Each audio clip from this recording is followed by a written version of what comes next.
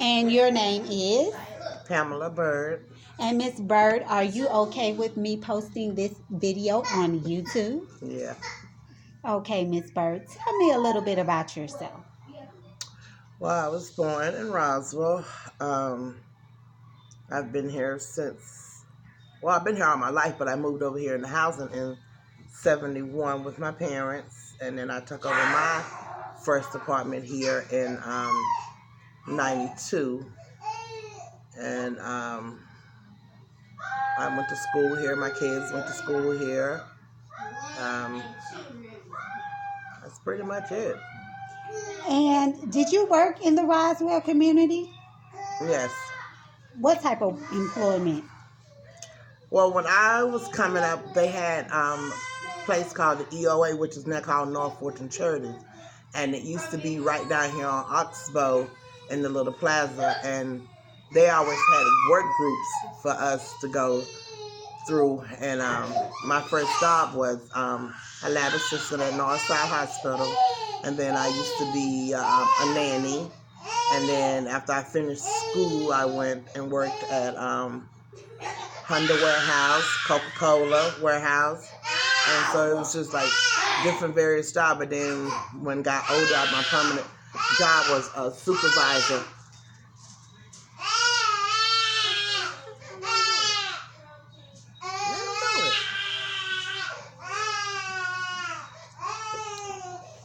Are you satisfied with the quality of life in our community?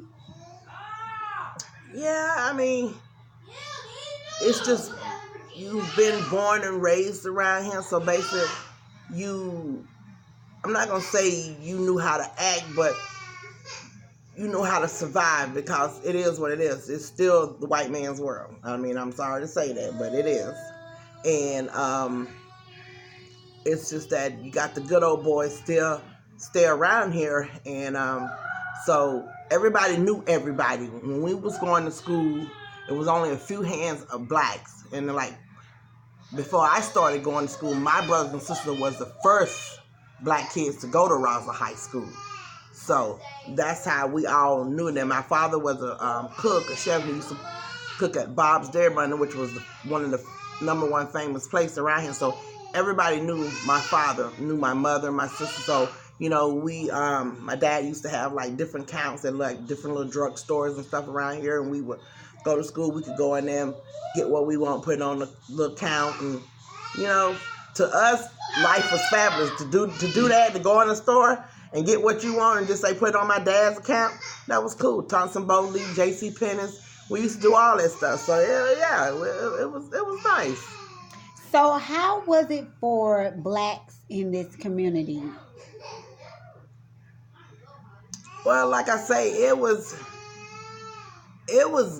okay because over here is basically what you know. A lot of people didn't even know blacks stayed over this way.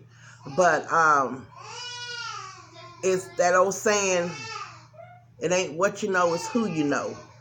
So raising up like that, and then my dad always said to us, always know two important white people in your life, and know he always made sure we knew them. So that's just how we was raised. So.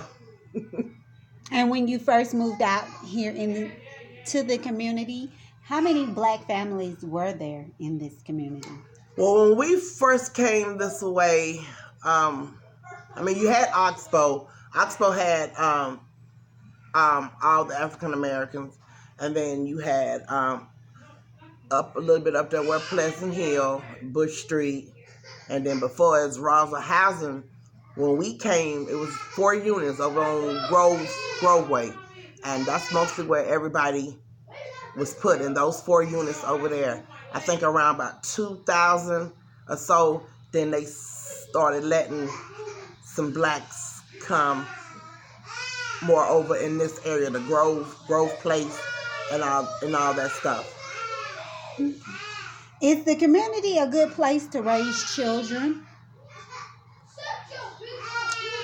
I would say it is. It depends on who you are and the person that you are. You know, it's like I say, it's not where you live, it's how you live, and it's and everything starts at home. You know, you have to Because when my kids was coming up, it was drugs real bad over here. And my kids used to have to pass that corner up here on Grove Way to go to the bus stop over here on Oak Street. And they would have to pass those drug dealers. And but the one thing I always let them know that those were my kids, and you do not offer them nothing, because I promise you, you'd rather go to hell than to offer my child any type of drugs. And that was how I said it to them. And I got respect from them from that. So, when my kids would come home from school, a new person would come on the block, didn't know who my kids were. They were like, no, you can't talk to her. That's Miss Pam's girl. Don't say nothing to her. She don't play that. So, yeah, but, it got better once they cleaned it up. But then, it was still here, but it wasn't as bad as it was when in the early early early 2000s. Yeah, it was horrible over here. Hmm. Is the community a good place to grow old? I would say if you can't or couldn't find nowhere else to go, then you do what you got to do. But me personally, I can't wait to get out from over here. It's just to the point where they don't really care about us. I mean, I look at it as they look at, because we're housing and we're low income, that we should be grateful that we have a place over our head and we got somewhere. But they don't fix stuff. They don't really care about us. But they always want to talk about, oh, help us, help y'all. But when it comes to helping us, we don't get it. That's how I feel. I can't speak for nobody else. This is just how I feel. I feel that they don't care for us as much as they say they do, because it's hard to get stuff fixed, and so yeah. Is there any economic opportunity in the community? Well, I mean, they have come a ways with trying to do stuff for the kids, and that's the main goal and key right there. It's the kids, because what I used to always tell my kids, like I said, it's not where you live, it's how you live. I always made sure my kids understood the importance of education, credit, your credit report, making sure your credit stay good. So now you've got a couple of the other churches that come in and try to assist with the children, but once again, that goes a lot to do with the household and the families. If you don't help these people help your children, then they're not gonna accomplish nothing, because kids nowadays, they have to have structure. Me personally, I feel they need to go back to old school. I think kids need to learn more, have more discipline, and because you don't get the no sirs and yes ma'ams and thank you. Kids don't know nothing about all that. They lost value, and it's not because it's not being taught to them. Because you got young mothers being grandmothers, and grandmamas being, everybody's still young in their 30s. So yeah, they don't have the morals and values straight. Do neighbors know and trust one another? Do they look out for each other? I don't trust none of them around here. Can you tell us a little bit about? Now, it's just that the thing about these people around here, they so petty. They're so petty, and we're all over here for one reason, because this is all we all can afford at the moment. So nobody is no better than the next person, but they so quick to stay in somebody else's house instead of minding their own business. If we could do that, just learn to work with one another, it would be a lot better. But then you can't. You can say they so petty. They petty on little simple stuff that ain't got nothing to do with trying to better situations over here. So yeah, no.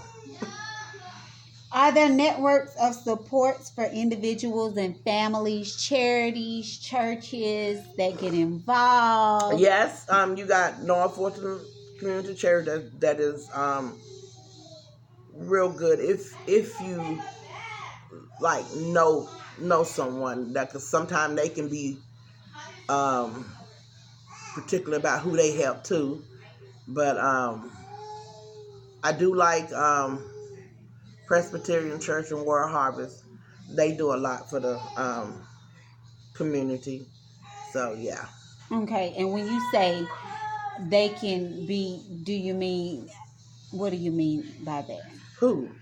North Fulton North Church. Fulton Charity. North Fulton Charity. Um, it's like, okay, like for me, I've been here all my life, and I've been going through Lower Forty Cherry. Like I said, it used to be called EOA, and I used to go there when my kids was coming up. And like I said, I don't go no every day or once a month. It might be one or two twice out the year, but it's like when and basically that's like the last result that you go. And at least me, personally, I go when I can't find out or figure out another way. I go there. But it's like you already don't want to go, but then to go and have someone make you feel bad for coming up here, but then they try to pretend like, oh, we're here to help you and we're here. And like sometimes you might not have all your paperwork, because some paperwork you don't get every 30 days. Like with SSI, they give you that at the end of December and to let you know what your next month gross gonna be, and you don't get another. So they sometimes will take that and use that against you. Well, you don't have your paperwork, so we can't help you. I've not had the problem for that, but I know some people that has had that problem. Now I've had a problem because I didn't have a couple of my pieces of paper and they didn't see me, but it's not like they don't have it on file. Nothing has changed. I mean, you might get that $1 or $2 increase in your Social Security, but it's not that much, but it's still the same. So I feel they choose and pick who they help, and that's just my opinion. What can residents do collectively to make the community a better place to live? They can make it better by first everybody just minding their business, and then just coming together and just work on your house, your outside, and then if you see a neighbor in need or something, then help it, but do it from the goodness of your heart. Don't do it because that's something you want to talk about 5 minutes later about what you done or what you done gave that person. Because the way we was always taught was my mom didn't believe in giving you no money, but she'll feed you. And that's how I am. I'll feed you. I'm not giving you no money. So I don't know. I just do it because I want to do it, not because I'm trying to get praise for it or nothing like that. But people don't think like that. There's always an alternative motive behind when somebody do something around here for you. So I don't know. What kind of changes would you like to see for the community? Some suggested playgrounds. Not even so much for the playground. I mean, really, I wish they would tear them down and make them better inside. I mean, because they need to be bigger. We need more than one bathroom, bigger kitchen, and a bigger backyard. Yeah. Is there anything else you'd like to tell us about the history or anything you'd like to say? No, not really. I mean, Roswell housing is just, right now it's just a place to stay, and that's what you got right now. I don't really have no, I mean, what you, cut, like, cut it. What you like, what on